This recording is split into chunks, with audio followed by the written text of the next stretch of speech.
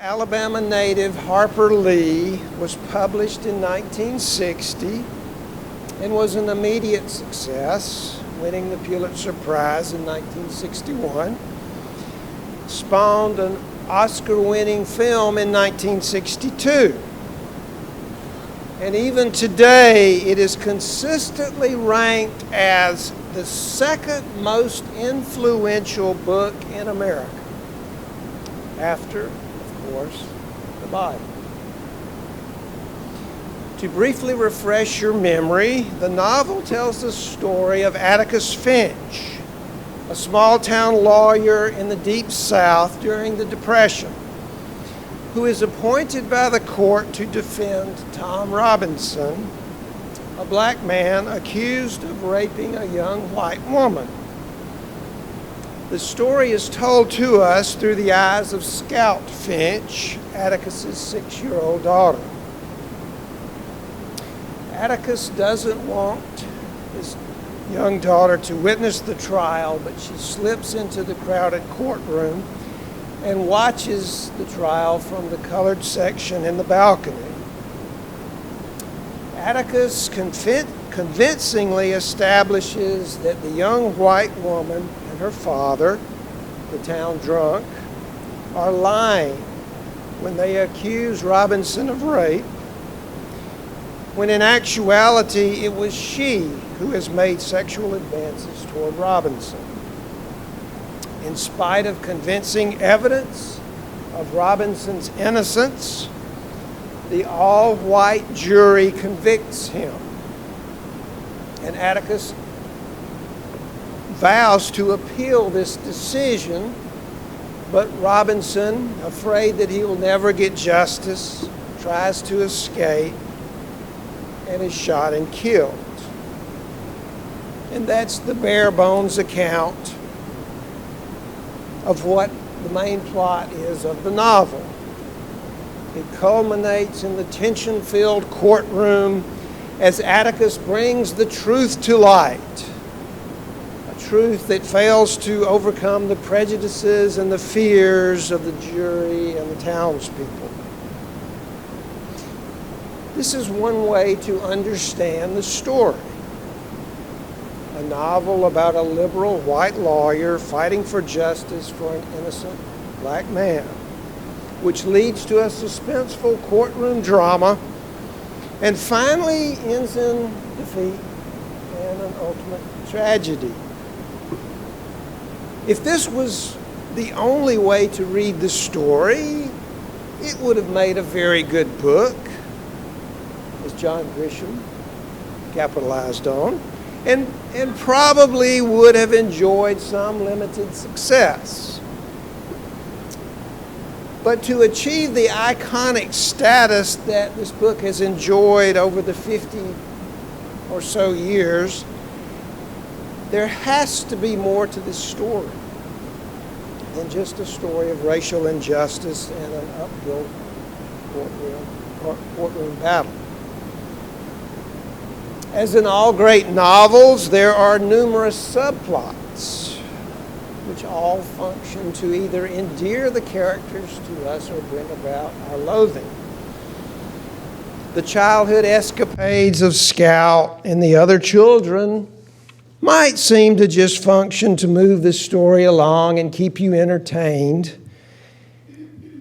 But if you carefully analyze them, these subplots, especially the story of the children's fascination with their neighbor, Boo Radley, these stories expose the roots of our irrational fears of those who are different from us. And they show some of the subtle ways that we acquire our prejudices. But at one and the same time, the book is a delightful children's tale. And it's a poignant story about the loss of innocence. Scout and her brother Jim see and experience why the racism beneath the fine, upstanding Christian veneer of the town's citizens is so evil. Tom Robinson's death is the immediate result of that evil. And so the title of this book continues to haunt our cultural consciousness. To Kill a Mockingbird. Does that refer to the death of Tom Robinson? Or to the death of childhood innocence? Or both? Or to something else altogether? I submit that the symbolism of that title works on many, many levels. This story totally captivated me and inspired me when I first read it. For me, a white kid who grew up in an overtly racist family and town in the Deep South, reading the book was important because it made me deeply uncomfortable with the way things were. And it gave me at least the beginnings of a way to name those things that I was uncomfortable with. For me, Atticus Finch made a terrific role model for such virtues as honesty, integrity, courage. Sometimes I even wonder if I would have become a liberal if I had not been exposed to the morally authoritative presence that Atticus Finch presented to the world through the novel and then the movie. And that's fine for me. Here was a paradigm of virtue for me to emulate. But simultaneously with that high school reading, I also experienced something else. Something I have a bit of trouble naming. It was 1971 when my high school class read that book. And racial integration had been in effect for a mere 5 years. As a part of studying the book together, the black members of my class were called on to read aloud certain excerpts of the book. All of us were required to do this. The teacher wasn't singling them out.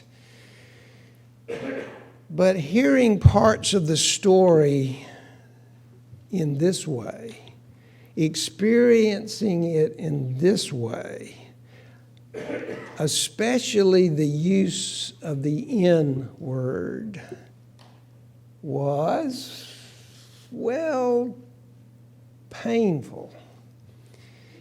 I guess in some rudimentary way, I was beginning to ask myself, what is it like to read this story?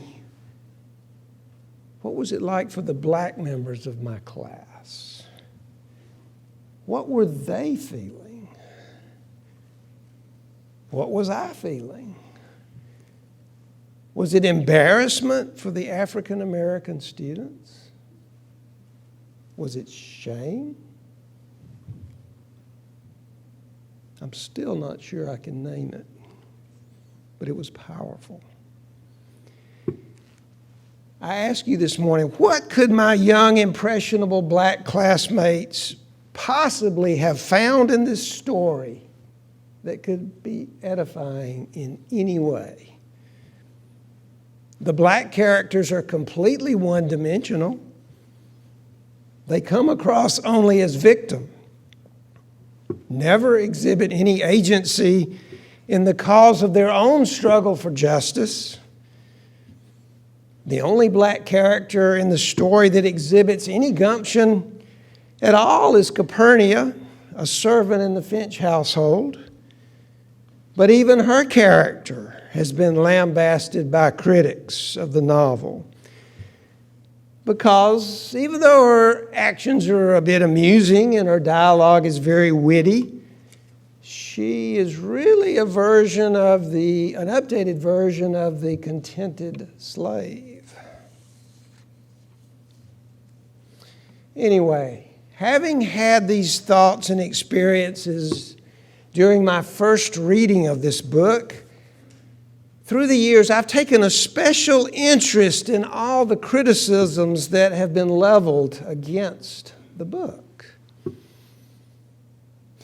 And in hindsight, it's especially interesting to study how these criticisms of the book have changed in the past 55 years. And I think these criticisms give us a glimpse. I think they're telling about the state of the struggle for civil rights in this country. Back in the 60s and 70s, most critics were up in arms in the schools about using a story that makes explicit use of a physical relationship between a white female and a black male. In 1966, perhaps the most notorious of these cases was that of a parent in the Hanover school system in Richmond, Virginia, that went to the school board claiming that this plot device, this relationship, was, quote, immoral. Sadly, most of the complaints in this era were not about the depictions of a sexual assault, but they were about the descriptions of Mayella Ewell's attraction to Tom Robinson. That's what seemed to most upset the sensibilities of our genteel Southern culture. In this era, the 60s and 70s, the criticisms came from a certain segment of indignant whites. Now, fast forward to the 90s and past 2000. By this time, attitudes toward race had shifted rather dramatically in our country. And now, To Kill a Mockingbird faced challenges from a very different quarter. One high-profile criticism came from the Black Educators Association in Canada, who petitioned to have the book removed from school curriculums and from school use.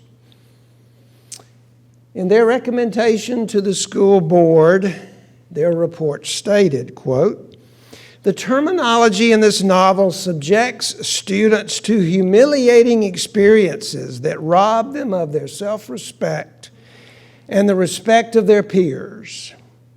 The N word is used 48 times in the novel. We believe that the English language arts curriculum in Nova Scotia must enable all students to feel comfortable with ideas, feelings, and experiences presented without fear of humiliation. To Kill a Mockingbird is clearly a book that no longer meets these goals and therefore must no longer be used for classroom instruction." End of quotes. And that is the argument in one form or another that continues to be the crux of the complaints that are leveled against the book today. Though To Kill a Mockingbird is obviously anti-racist in spirit, reading the book is still a vastly different experience for whites than it is for blacks. It's pretty much expected that everyone will feel indignation at the injustices of what Tom Robinson went through, and disgust at the racism that smolders beneath the genteel Southern manners. but having no protagonist in the story with which they can identify is clearly problematic for African American readers. And that's why a popular teaching guide for the novel cautions, quote, "What seems wonderful or powerful to one group of students may seem degrading to another," end of quotes. Another serious criticism of the book, and the one that I want us to focus on this morning, concerns the character of Atticus Finch. The widespread popularity of this novel made Atticus Finch somewhat of a folk hero, almost like he's a real person. In legal circles, he is revered to this day.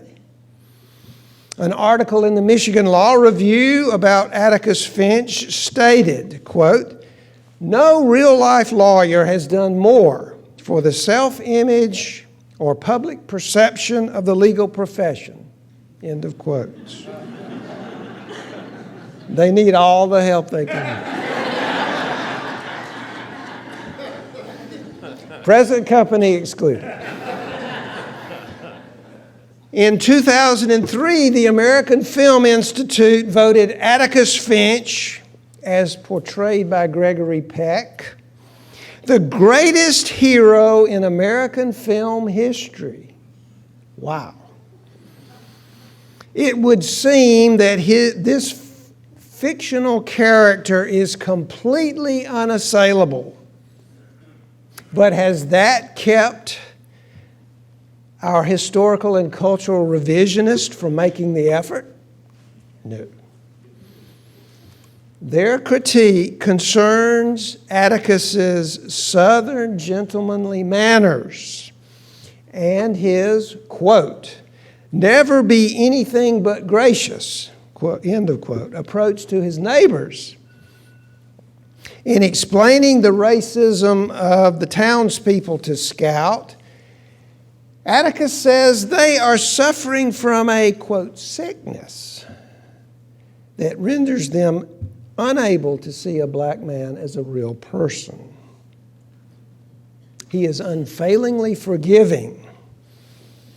And so, to his critics, that makes him a Jim Crow liberal.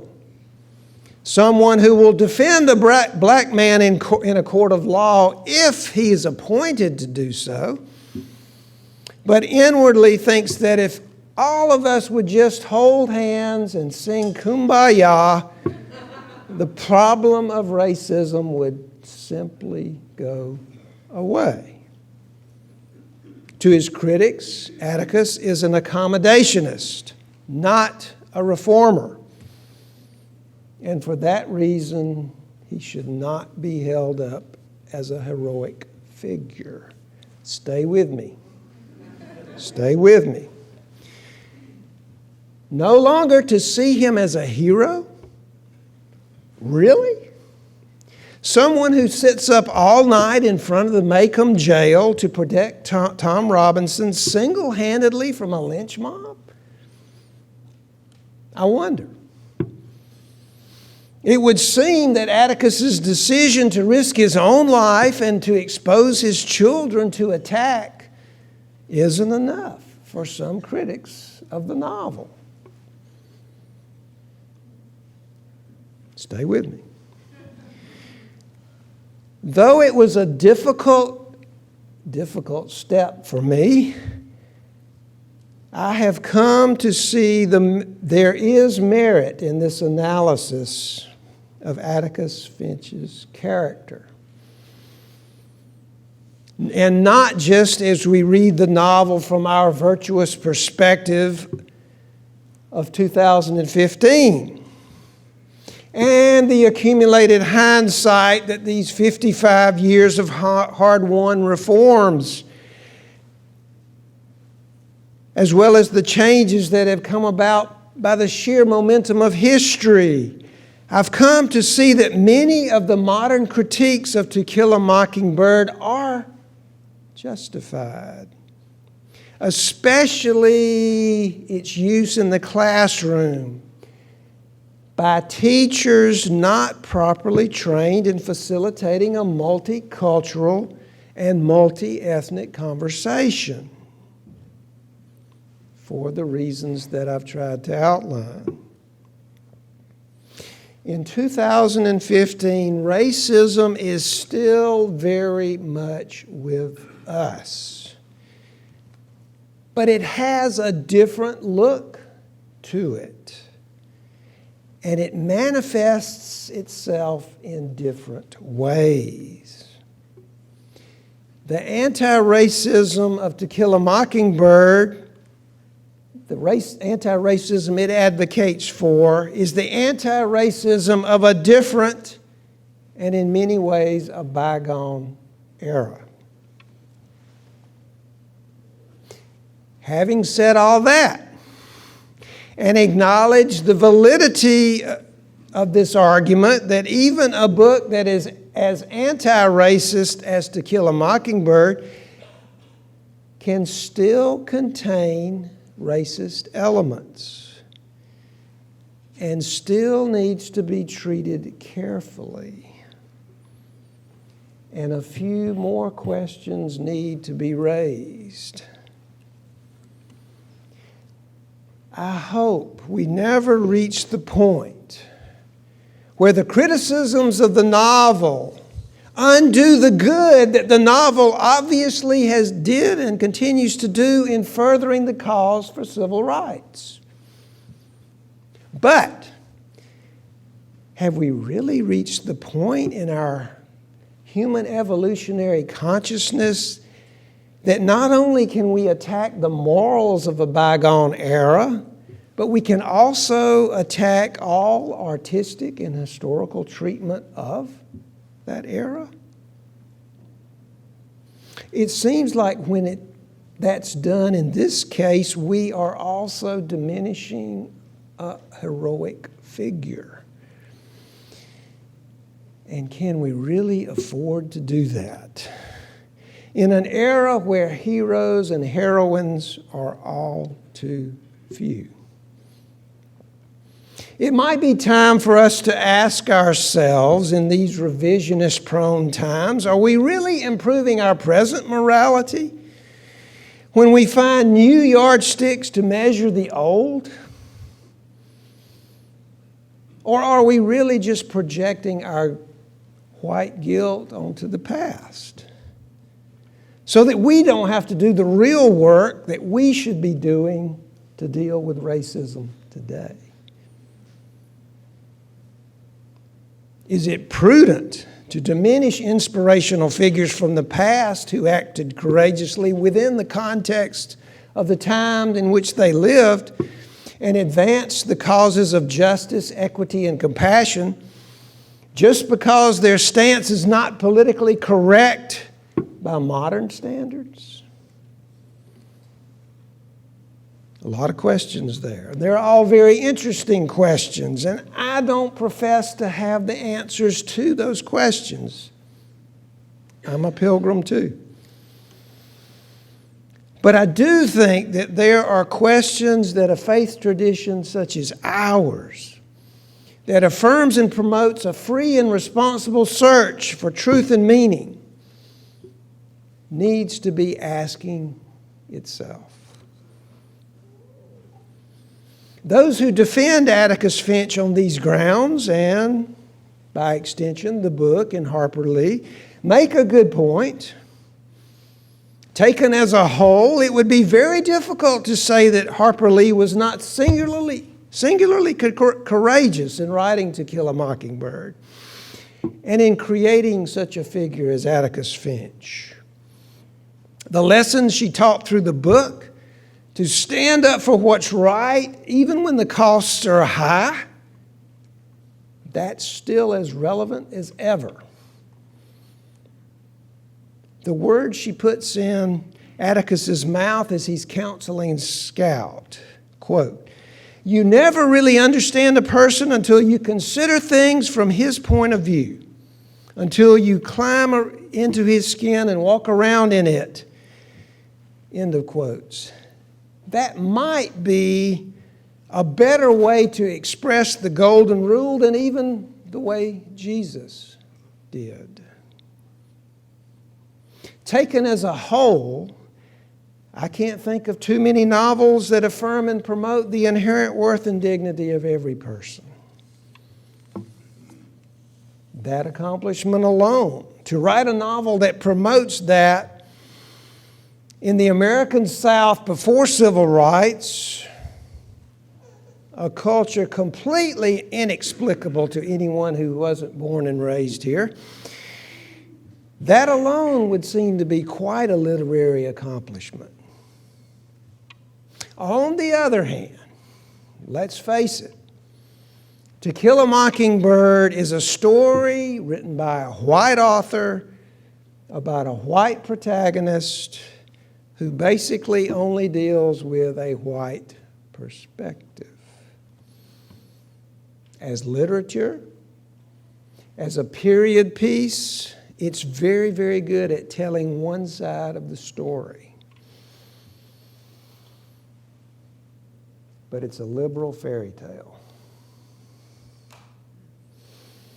But that's okay. We need fairy tales.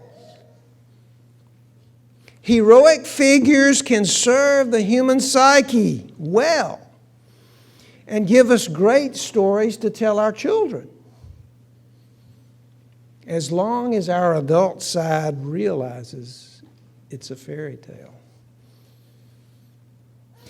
Perhaps to highlight the other side of the story and lend a little realism to our romantic idealism, the book should be read alongside Mildred Taylor's Roll of Thunder, Hear My Cry.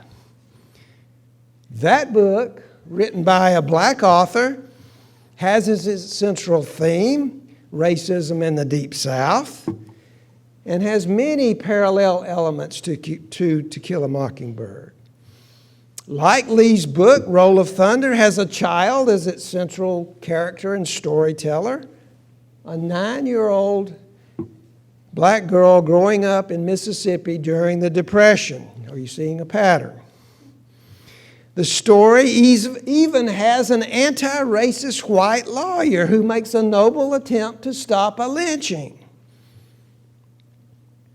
Here, the white champion of the African-American plight tries to act just as heroically as the oh-so-noble Atticus Finch.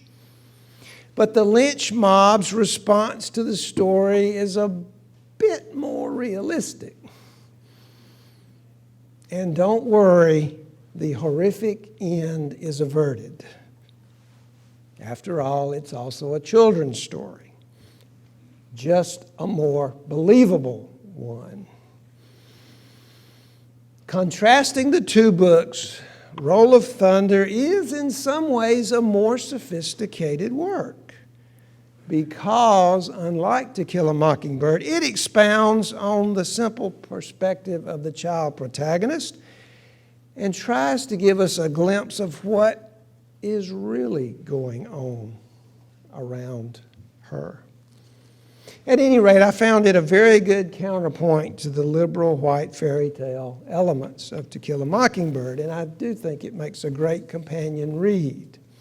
So in conclusion, whether you think To Kill a Mockingbird is a great work or not, I hope you can at least agree that the title of the work, which says literally nothing about the literal plot of the story, but it's a wonderful metaphor for the destruction of innocence. As a metaphor, it speaks a poetic truth, a truth that transcends any moral or literary imperfections in the book. I began by asking you if the metaphor referred to Tom Robinson or the death of childhood innocence, or to both, or to something else altogether. And so for your homework assignment today, I want you to ponder this.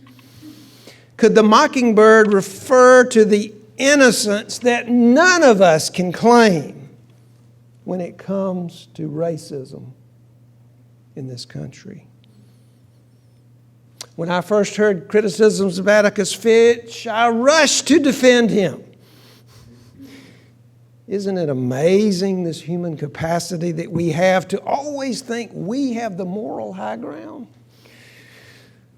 Well, with time and the patience under the tutelage of some of my anti-racist friends who are very adept at this work, I've come to realize that some of those criticisms of Atticus Finch are justified. And I've come to see some chinks in the armor of my great white knight. And in the process, the innocence of my impressionable teen adoration has been destroyed. The mockingbird was killed. In retrospect, it's easy for me to see that it had to die. And with time, that death has become a little more palatable, especially once I began to recognize the flip side of the death of innocence, which is a coming of age. Relinquishing a bit of my hero worship of Atticus allowed me to grow into a more complex understanding of the many-headed hydra of racism, a process I haven't finished. Actually, I've only just begun. And I'm 60 years old. And I've been a minister for 10 of those years. It's a process in which I've occasionally acted nobly and often acted rather poorly. But I continue to work at it, and it's making me into a better person and a better ally to people of color. So may we continue the work of anti-racism that will one day bend the moral arc of the universe toward justice and make this a world that can honor the inherent worth and dignity of all. May it be so.